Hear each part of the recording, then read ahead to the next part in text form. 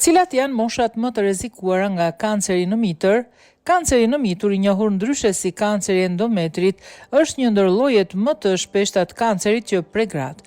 Sipas specialistëve të shëndetit, ky lloj kanceri haset më shpesh tek gratë mbi moshën 50 vjeç, duke bërë këtë grup moshë më të rrezikuar.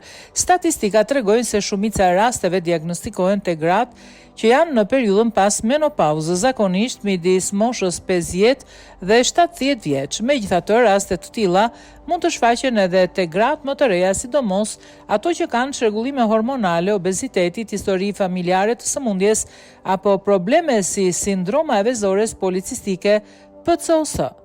Ekspertët këshillojnë që gratë jenë të vëmendshme ndaj shenjave paralajmëruese si gjakderdhje pa zakon pas menopauzës, cikle të parregullta menstruale dhe dhimbje të pashpjegueshme në zonën e legenit.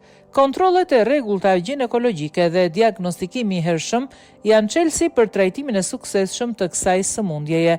Mjekët rekomandojnë që gratë mbi 40 vjeç të jenë të kujdesshme dhe të mos neglizhojnë asnjë simptom që lidhet me shëndetin riprodhues.